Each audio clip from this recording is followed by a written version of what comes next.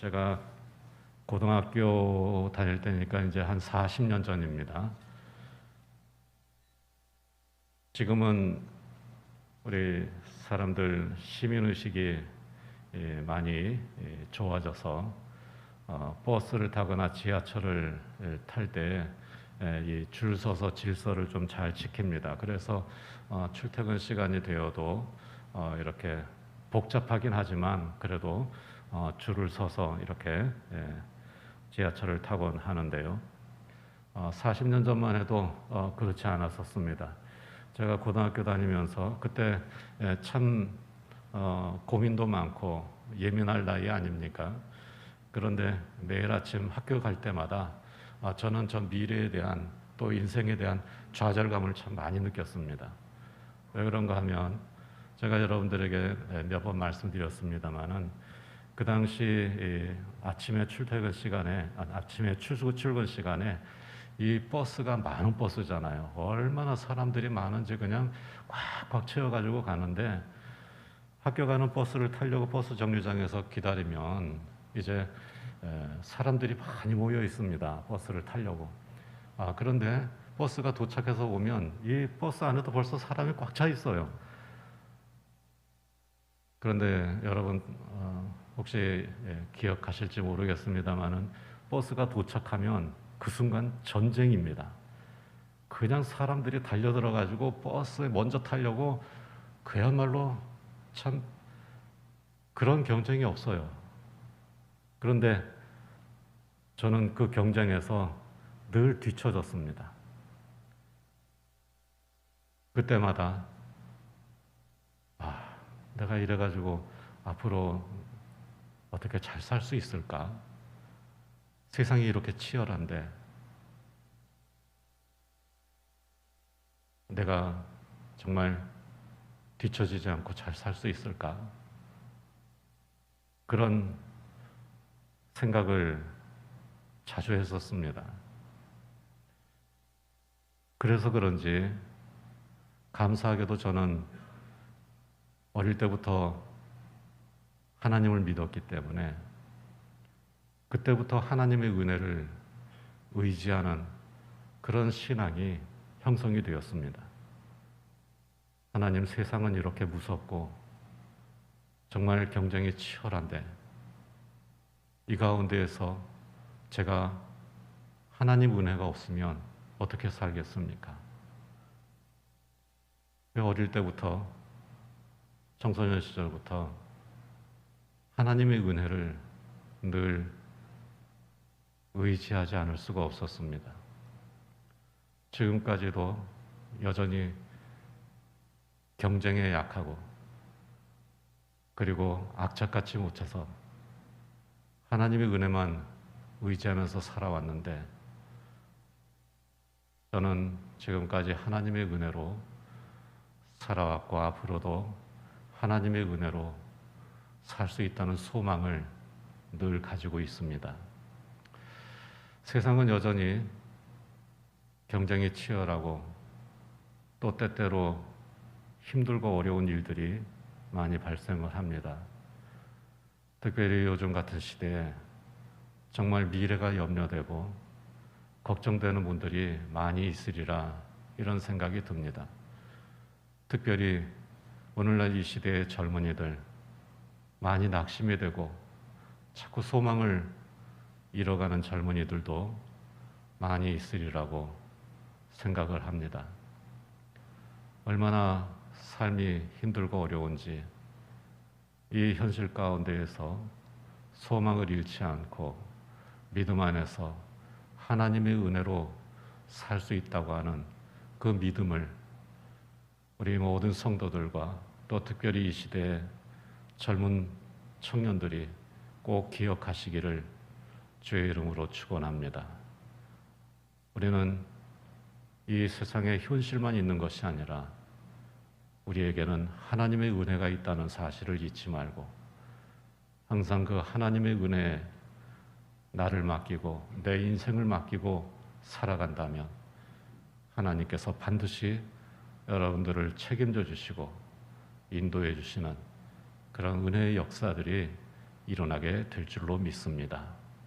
언제나 그 하나님의 은혜의 날개끈을 아래에서 떠나지 마시고 하나님을 의지하고 그 은혜를 의지해서 항상 평안하고 강건함을 잃지 말고 영원한 위로와 좋은 소망을 은혜로 주신 하나님 우리 아버지께서 여러분들의 삶을 책임져 주시는 귀한 은혜가 있기를 주의 이름으로 축원합니다. 특별히 제가 오늘부터 룻기 강해를 시작하려고 합니다. 제가 지금 기억으로 한 7년 전에 한번 이 룻기를 여러분들과 함께 나누었던 기억이 있는데, 이 시대에 다시 한번 이 룻기를 우리가 함께 살펴보는 것이 중요하다는 생각이 들었습니다.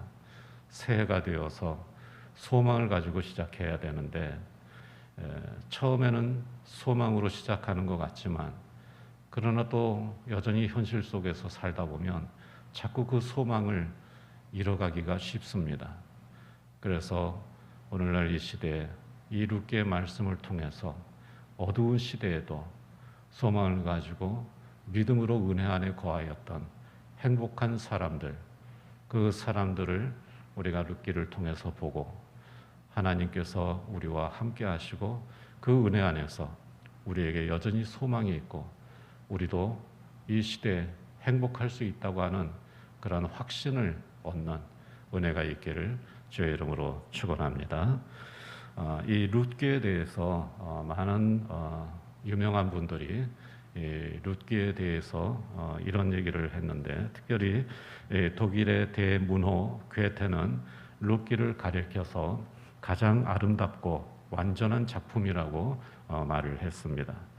또한 슈레더라고 하는 사람은 세상의 어떤 작가도 이보다 아름다운 단편 소설을 쓸 수는 없을 것이다, 이런 얘기를 했습니다. 물론 룻기는 지어낸 이야기나 소설이 아닙니다. 모두 사실에 근거해서 이야기 형식으로 기록된 하나님의 말씀입니다. 어쨌든 룻기는 마치 부르기 쉬우면서도 큰 감동을 주는 노래와 같습니다. 줄거리는 아주 단순하고 평범합니다. 젊은 과부가 시어머니를 따라 낯선 타국에 와서 가난하게 살면서 고생하다가 마음씨 좋은 부자와 결혼해서 행복하게 살았다는 내용입니다. 어떻게 보면 흔하디 흔한 신데렐라 드라마처럼 보입니다. 그런데 왜 이처럼 단순하고 뻔한 이야기가 그처럼 아름답게 사람들의 마음을 울릴 수가 있는가? 그 이유는 두 가지가 있습니다. 첫째는 이 말씀의 역사적인 배경 때문입니다. 1절에 그 역사적 배경에 대해 말씀하고 있는데요. 우리 1절 말씀을 한번 화면을 보면서 읽어보겠습니다. 사사들이 치리하던 때 그 땅에 흉년이 드니라. 자, 여기 보면 역사적 배경은 사사시대입니다. 사사시대는 무질서한 시대입니다. 사사시대는 각자 자기의 소견대로 살던 그런 시대였습니다. 혼란한 시대입니다. 무질서한 시대입니다. 끔찍한 범죄가 난무하던 시대입니다. 또한 그 시대는 하나님의 말씀이 희귀하던 시대라고 말씀하고 있습니다. 암흑시대입니다. 위로가 없는 시대입니다. 소망이 없는 시대입니다. 그렇게 영적으로 어두운 시대, 흉년까지 들었습니다. 행복을 꿈꿀 수 없는 시대였습니다. 그러나 그런 시대에도 행복을 이루어낸 사람들이 있었습니다. 바로 그 사람들이 룻기에 등장하는 사람들입니다. 정말 어두운 시대, 소망이 없는 시대, 행복을 꿈꿀 수 없었던 그런 암흑시대, 행복했던 사람들, 바로 그 사람들이 무엇 때문에 그렇게 행복할 수 있었는가 하는 것입니다. 두 번째 이유는 이 말씀에 등장하는 사람들 때문입니다. 그 사람들은 우리처럼 모두 평범한 사람들입니다. 영웅도 없고 하나님의 기적도 없습니다. 그저 힘들고 어려운 시대에 성실한 태도와 믿음 있는 말과 행동으로 행복을 이루어낸 사람들입니다. 룻기 사람들의 이야기입니다. 그래서 감동을 주는 것입니다. 밤이 어두울수록 별이 아름답듯이 사막의 오아시스가 소중하듯이 룻기는 행복을 이루어낸 평범한 사람들의 이야기이기에 더욱 감동적인 것입니다. 오늘 우리 모두 성실한 태도와 행동을 배워서 사람들이 되시기 축원합니다. 해주기 쉬운 이 시대에도 또 행복에 대한 갖기 어려운 시대에도 우리 모든 성도들이 하나님 안에서 믿음으로 행복을 이루어내는 평범한 기적의 주인공들이 되시기를 주의 이름으로 축원합니다. 우선 오늘 말씀 본론으로 들어가서 첫 번째 우리가 살펴볼 내용은 모압드림이 산드림. 여러분 아메리칸 드림이라고 하는 말 들어봤죠? 예. 그 아메리칸 드림과 같이 모압 드림이라고 하는 것이 있었습니다. 재산은 다 없어졌습니다. 그들의 모압 드림은 10년 만에 그렇게 산산이 부서지고 말았습니다. 이제 두 번째 우리가 살펴봐야 될 내용은 성공을 위해 하나님을 떠나지 말라 하는 것입니다. 나오미의 가족들이 유다 땅을 떠났던 것은 더 나은 삶을 위한 것이었습니다. 그래서 하나님께서 기업으로 주셨던 그 땅을 퍼들고 두 며느리도 과부가 되었습니다. 재산도 다 잃었습니다. 기가 막힐 일입니다. 앞길이 막막해졌습니다. 더 이상 갈 곳이 없었습니다. 할 수 없이 나오미는 고향으로 돌아갔습니다. 고향으로 돌아가니까 고향 사람들이 나오미를 보고 이런 말을 했습니다. 19절에 보면 이가 나오미냐? 이 사람이 나오미 맞냐? 그런 말입니다. 나오미는 고향 사람들이 알아보기 힘들 정도로 형편없는 몰골이 되었던 것입니다. 나오미는 고향 사람들에게 이렇게 말을 했습니다. 20절, 21절에 보면 나오미가 고향으로 돌아가서 고향 사람들에게 하는 말을 들어보면 참으로 불쌍한 그런 모습입니다. 나를 나오미라 부르지 말고 나를 마라라 부르라. 이는 전능자가 나를 심히 괴롭게 하셨음이니라. 내가 풍족하게 나갔더니 여호와께서 내게 비어 돌아오게 하셨느니라. 여호와께서 나를 징벌하셨고 전능자가 나를 괴롭게 하셨거늘 너희가 어찌 나를 나오미라 부르느냐. 나오미라고 하는 이름의 뜻은 즐거움이라고 하는 뜻입니다. 나의 즐거움이라고 하는 뜻입니다. 그런데 이제 그런 즐거움이 없는 겁니다. 오히려 쓰디쓴 인생의 맛을 보고 형편없는 모습으로 돌아온 것입니다. 그러니 나오미 즐거움이라고 부르지 말아라 하는 것입니다. 나오미는 자신에게 닥친 불행의 원인을 비로소 깨달았습니다. 하나님의 징벌이라고 말했습니다. 고향으로 돌아가는 길에도 며느리들에게 이런 말을 했습니다. 13절에 나와 있는 말씀인데 우리 한번 같이 읽어보겠습니다. 여호와의 손이 나를 치셨으므로 나는 너희로 말미암아 더욱 마음이 아프도다. 하나님께서 징계하셨다 하는 것입니다. 그리고 나오면 이 불행의 원인이 어디에서 시작되었는지를 깨달았습니다. 더 나은 삶을 위해 하나님의 기업을 떠났기 때문입니다. 오랜 옛날 아브라함의 조카 롯이 약속의 땅을 등지고 소돔으로 갔다가 빈손으로 나온 것처럼 나오미도 하나님의 땅을 떠났기 때문에 빈손으로 돌아오게 된 것입니다. 아브라함의 조카 롯이 소돔으로 갔던 이유가 무엇입니까?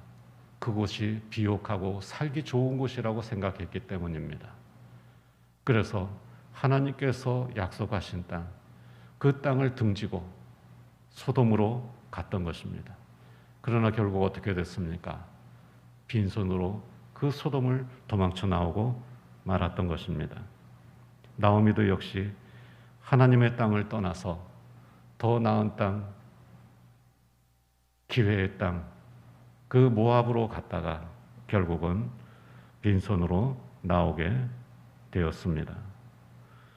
여러분, 무슨 일이 있어도 하나님을 떠나지 마시기 바랍니다. 하나님을 떠나면 안 됩니다. 성공을 위해서 하나님을 떠나는 것은 더욱 안 됩니다. 하나님의 백성은 하나님을 떠나는 순간 불행이 시작됩니다. 더 잘 살겠다고 하나님으로부터 멀어져서는 안 됩니다. 행복하기를 원한다면 하나님의 백성들은 하나님을 떠나지 말아야 합니다. 행복은 하나님의 은혜 안에 있을 때 이루어지는 것입니다.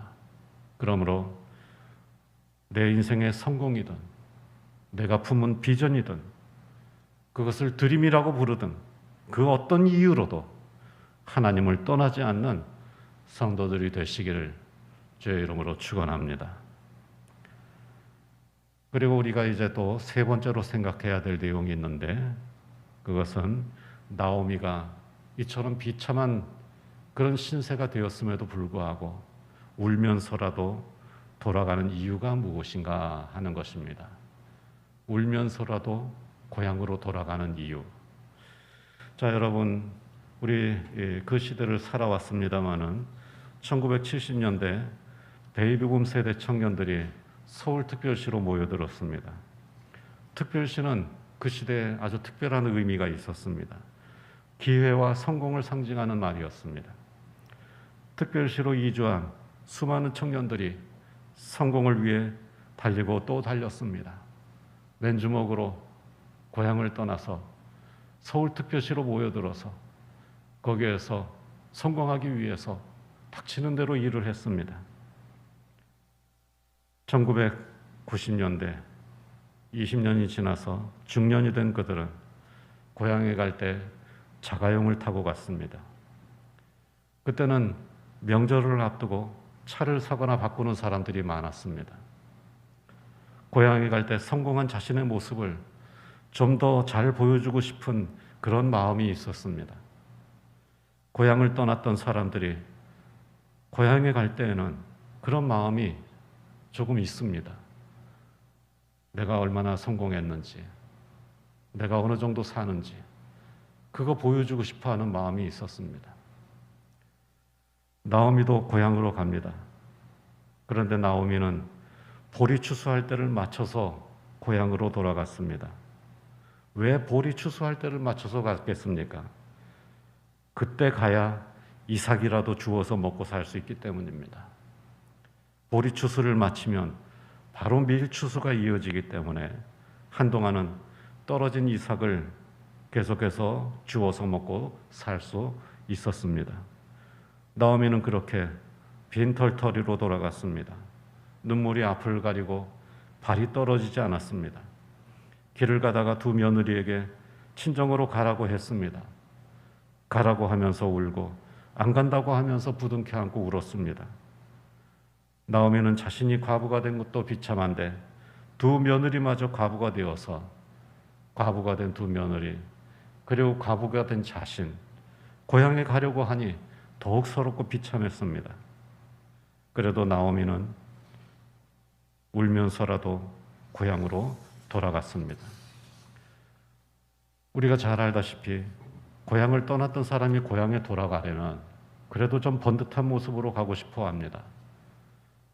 성공하지 못하면 가고 싶지 않은 곳이 고향입니다. 나오미처럼 비참한 신세가 되면 절대로 가고 싶지 않을 것입니다. 자존심이 허락질 않습니다. 그러나 나오미는 고향으로 돌아갔습니다. 불쌍한 인생이 되었지만 그래도 돌아갔습니다. 눈물을 흘리면서도 고향에 갔습니다. 체면, 자존심 모두 접고 과부 며느리 하나 데리고 갔습니다. 그렇게라도 가야만 하는 이유가 있었기 때문입니다. 6절에 보면 나오미가 고향으로 돌아가기로 결심한 이유가 나옵니다. 우리 6절 말씀을 한번 같이 읽어보겠습니다. 여호와께서 자기 백성을 돌보시사 그들에게 양식을 주셨다 함을 듣고 이에 두 며느리와 함께 일어나 모압 지방에서 돌아오려 하여.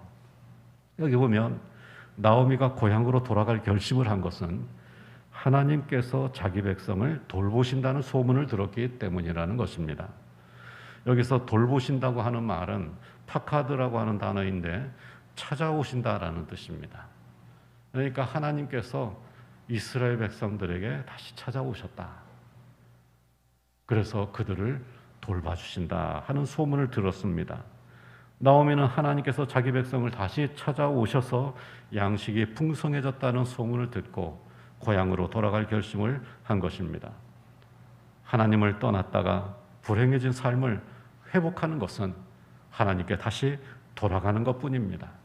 이제 그 하나님께 돌아가는 것이 인생을 바로잡는 길이라는 것을 깨달은 것입니다. 그래서 하나님께서 찾아오신 곳, 그 고향으로 다시 돌아가기로 결심을 한 것입니다. 자존심이 허락진 않지만, 그저 눈물이 앞을 가리지만, 인간적으로 생각하면 돌아가고 싶은 마음이 없지만, 돌아갈 체면도 없지만, 그럼에도 불구하고 하나님께서 찾아오셔서 돌보신다고 하니까 이제 다시 그 하나님이 계신 곳으로 가야겠다고 결심을 한 것입니다. 여러분, 이 나오미의 결심이야말로 위대한 결심입니다. 용기 있는 선택입니다. 자존심이 허락지 않더라도, 눈물이 앞을 가리더라도 그래도 돌아가야 되겠다. 바로 그것이 우리가 신앙생활을 하면서 항상 본받고 기억해야 할 소중한 믿음이요 선택인 것입니다. 그러므로 이제 결론의 내용을 한번 같이 보도록 하겠습니다. 결론은 여호와께 돌아가자입니다. 여호와께 돌아가자.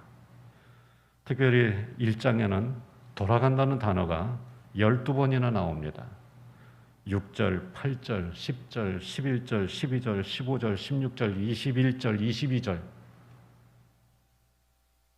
이 1장이, 룻기 1장이 긴 내용이 아닙니다. 그런데 이 1장에서 돌아간다는 단어가 12번이나 나오고 있습니다. 왜 그렇겠습니까? 바로 이 1장의 주제가 돌아가는 것이기 때문입니다.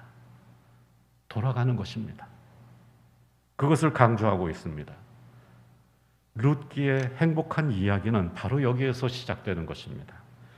처음에는 어둡게 시작했지만, 그러나 이 돌아간다고 하는 단어를 통해서 그 어두운 인생을 물리치고 이제 새로운 행복의 길로 가는 그 전환점이 어디에 있는가를 우리에게 보여주고 있는 것입니다. 자기 백성을 찾아오신 하나님께 돌아갑니다. 실패했어도 돌아갑니다. 부끄러워도 돌아갑니다. 잘못했어도 돌아갑니다. 눈물이 앞을 가리고 신세가 처량해도 돌아갑니다. 울더라도 돌아가는 것입니다. 이렇게 하나님을 향해 돌아가는 데서부터 행복한 삶의 이야기가 시작이 되는 것입니다. 그렇다면 여러분, 하나님께 돌아간다는 것이 무슨 뜻입니까? 저도 사실 이 말씀을 준비하면서 그냥 돌아간다. 그런 말만 하면 이 본문과 이 설교의 핵심이 뭔지는 알지만 도대체 돌아간다는 게 구체적으로 뭐냐 하는 겁니다. 하나님께 돌아간다. 나오미에게는 하나님께서 찾아오신 그 땅, 하나님의 약속의 땅, 그 땅으로 다시 돌아가는 구체적인 행동이 있지만, 그렇다면 오늘날 우리에게는 하나님께 돌아간다고 하는 그런 구체적인 행동이 과연 무엇인가? 한마디로 정리를 해드리겠습니다. 하나님께 돌아간다는 것은 하나님의 은혜 안에 나를 맡기는 것입니다. 더 쉽게 말하면 하나님의 은혜에 내 인생을 맡기는 것이 하나님께 돌아가는 것입니다. 지금까지 여러분의 인생을 어디에 맡겼습니까? 무엇을 의지하면서 살았습니까? 하나님께 돌아간다고 하는 것은 지금까지 내가 의지했던 세상의 모든 것을 버리고 내려놓고 무엇을 의지하는 것입니까? 하나님의 은혜를 의지하면서 사는 것입니다. 이제 이 어려운 시대에 만일 우리의 마음속에 소망이 점점 희미해져 가고 있다면 하나님께 돌아가시기 바랍니다. 이 어려운 시대에 내 미래에 대한 두려움이 자꾸 커지고 있다면 하나님께 돌아가시기 바랍니다. 이 어려운 시대 앞길이 막막하게 느껴진다면 하나님께 돌아가시기 바랍니다. 여러분의 인생을 하나님의 손에 맡기고 하나님의 은혜를 의지하면서 사는 사람들이 되시기를 주의 이름으로 축원합니다. 행복은 하나님을 향해 돌아갈 때 시작됩니다. 다시 말하면 행복이라고 하는 것은, 우리 그리스도인의 행복은 하나님의 은혜를 의지하면서 살겠다고 결심하는 순간부터 시작이 되는 것입니다. 하나님을 향해 돌아갈 때 행복이 시작되고 하나님을 향해 돌아갈 때 회복이 시작됩니다. 그래서 실패했을 때, 잘못했을 때, 슬프고 처량할 때, 눈물이 앞을 가릴 때 울더라도 하나님께 돌아가야 하는 것입니다. 그렇게 다시 돌아가면 달려와 안아주시고 은혜로 채워주시고 치유하시고 회복시켜주시는 은혜가 있을 줄로 믿습니다. 호세아 6장 1절 말씀입니다. 우리 함께 읽어보겠습니다. 오라, 우리가 여호와께로 돌아가자. 여호와께서 우리를 찢으셨으나 도로 낫게 하실 것이요 우리를 치셨으나 싸매어 주실 것임이라. 하나님을 떠나서 세상의 다른 것들을 의지하면서 살다가 잃어버린 모든 것, 그 모든 것을 하나님께 돌아갈 때, 그분의 은혜를 의지하면서 살아가겠다고 다시 결심했을 때 하나님께서 우리의 삶을 다시 회복시켜 주신다는 말입니다. 또한 하나님께로 돌아오면 복이 있는 줄로 믿습니다. 신명기 30장 9절 말씀을 우리 함께 읽어보겠습니다. 내 마음을 다하며 뜻을 다하여 여호와 네 하나님께 돌아오면 내 하나님 여호와께서 네 손으로 하는 모든 일과 내 몸의 소생과 내 가축의 새끼와 내 토지 소산을 많게 하시고 내게 복을 주시되 곧 여호와께서 네 조상들을 기뻐하신 것과 같이 너를 다시 기뻐하사 네게 복을 주시리라. 아멘. 그러므로 여호와께 돌아오시기 바랍니다. 울더라도 돌아오시기 바랍니다. 그리하여 여러분의 행복한 인생 이야기를 만드시기 바랍니다. 여러분의 룻기를 한번 써보시기 바랍니다. 힘들고 낙심했을 때 하나님의 축복의 소문을 듣고 하나님께 돌아가서 하나님의 은혜를 의지하고 오직 그 하나님의 은혜를 붙잡고 살아가는 성도들이 되시기를 축원합니다. 고통스러운 현실 때문에 눈물이 앞을 가리더라도 하나님의 은혜를 믿고 성실하게 살고 믿음 있는 말과 행동으로 행복한 삶의 이야기를 만드는 성도들이 되시기를 축복합니다. 울더라도 하나님께 돌아가 하나님의 은혜 안에서 행복을 이루는 성도들이 되시기를 주의 이름으로 축원합니다. 기도하겠습니다.